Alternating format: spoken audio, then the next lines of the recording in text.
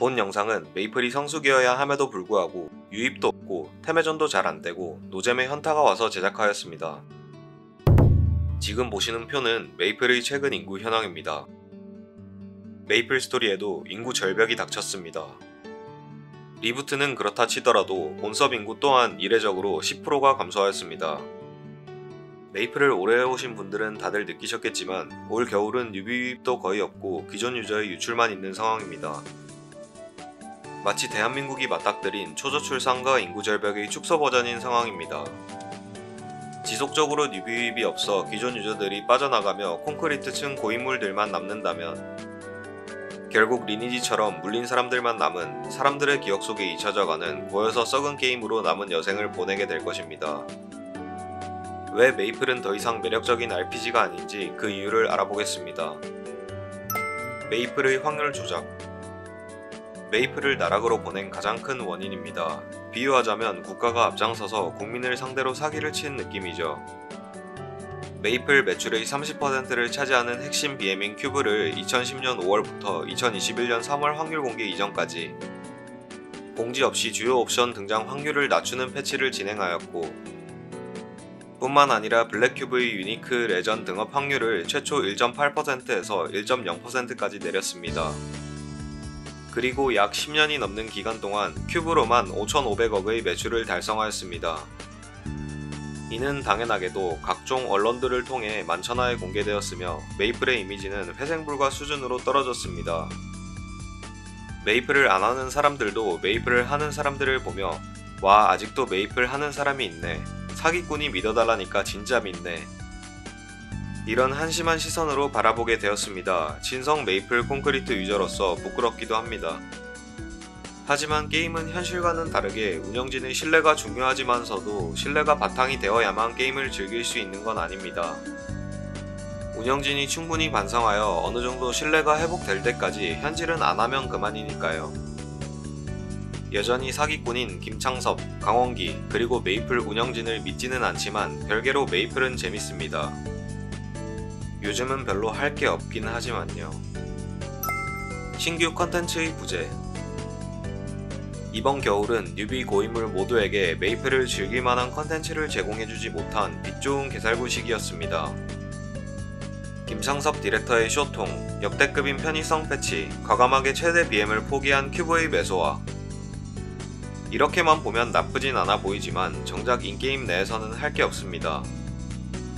처음 시작하는 뉴비들 입장에선 매번 진행하던 하이퍼버닝, 보상이 더 상계된 출석 이벤트, 무난한 유니온 육성용 이벤트 등 역시 나쁘진 않아 보이지만 그렇다고 지금 메이플을 시작할 절호의 기회라 할 만큼 맛있는 요소는 딱히 없습니다. 게다가 큐브 매소화로 인해 초반에 매소 수급이 거의 불가능한 입장에서는 현질이 아니면 오히려 진입장벽이 높아졌죠. 고인물들도 마찬가지입니다. 게임 분위기는 뒤숭숭하지, 수직 컨텐츠도 없어서 사냥만 하지, 이벤트도 고인물에겐 맛없지. 유입이 줄고 유출은 느니까 게임 내 경제도 그다지 잘 돌아가는 느낌이 아닙니다. 뉴비와 고인물이 모두 메이플에서 방치되어 폐사하고 있는 것이 현재 메이플의 실태입니다. 그저 발등에 불똥 떨어진 유저들과의 소송전에만 급급하여 잘못을 인정하기보단 유저들을 매기기 위해 짱구를 굴리고 있는 것일까요? 그래서 정작 게임에는 신경 쓸 겨를이 없는 것 아닐까요? 리부트 유저 이탈. 영상 처음에 보여드린 표의 내용처럼 2주 만에 리부트 유저의 36%, 즉 3분의 1이 넘는 유저가 메이플을 떠나갔습니다. 이로 인해 본섭과 리부트를 함께 즐기던 리부트가 메인이었던 유저들이 상당수 본섭에서도 빠져나간 것으로 사료됩니다. 각종 커뮤니티에서는 또다시 리퐁 사태라는 이름으로 이번에는 리부트를 조리돌림 하다가 소강 상태에 접어들었습니다. 저도 개인적으로 기존 리부트에 대한 상대적 박탈감을 가지고 있긴 했었지만 결코 리부트가 이렇게 되길 바랬던 적은 없습니다. 리부트도 소중한 메이플 유저이고 즐겁게 게임할 권리가 있으니까요. 애초에 직작을 통해 성장하는 것은 훨씬 힘들기에 적절한 타협점을 찾아 리부트를 너프했으면 충분했을 거라 생각합니다. 하지만 현재는 사실상 리부트 서버의 적은 매출과 보스 파리들로 인한 현금 거래 문제의 백기를 들고 리부트 죽이기에 돌입했습니다. 운영진의 이러한 패치 방향성은 앞으로도 리부트의 소생 가능성은 매우 희박하다라고 못 박은 듯 합니다. 리부트 유저들은 더 이상 메이플에 고통받지 말고 패럴드나 로스트아크 같은 게임에서 행복을 찾으셨으면 좋겠습니다.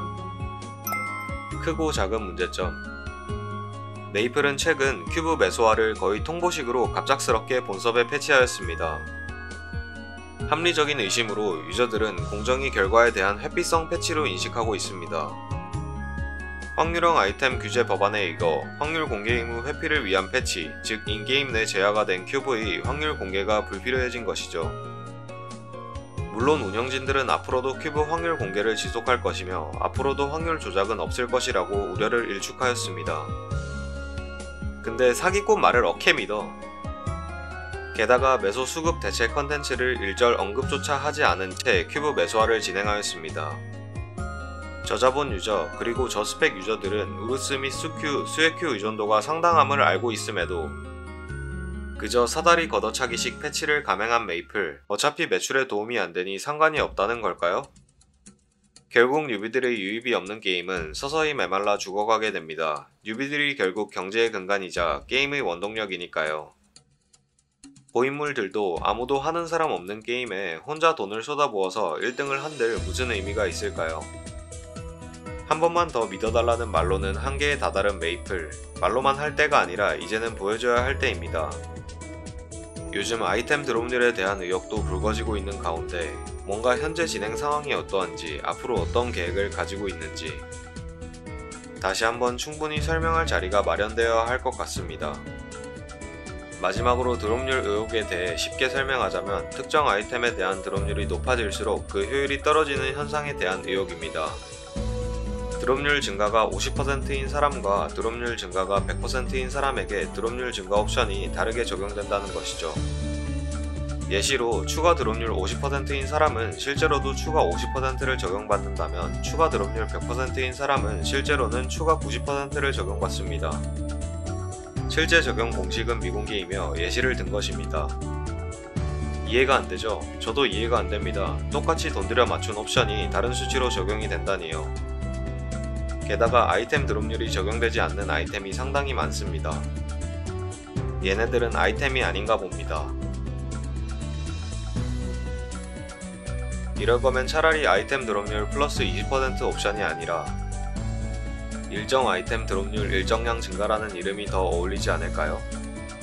이런 수많은 문제점과 의혹들에도 그저 메이플이 재밌는 덱게임인 저는 그래도 메이플이 다시 한번 떡상하기만을 기다리고 있습니다.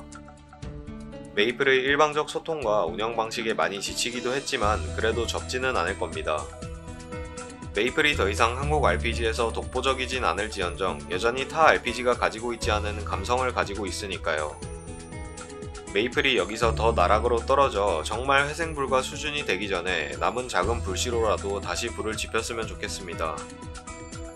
운영진을 믿는 것이 아니라 메이플의 게임성을 믿습니다. 아직 망하면 안돼. 모두가 행매하는 그날까지 행복한 메이플 킨치먼이었습니다. 구독과 좋아요는 제게 꿈과 희망, 행복과 기쁨입니다.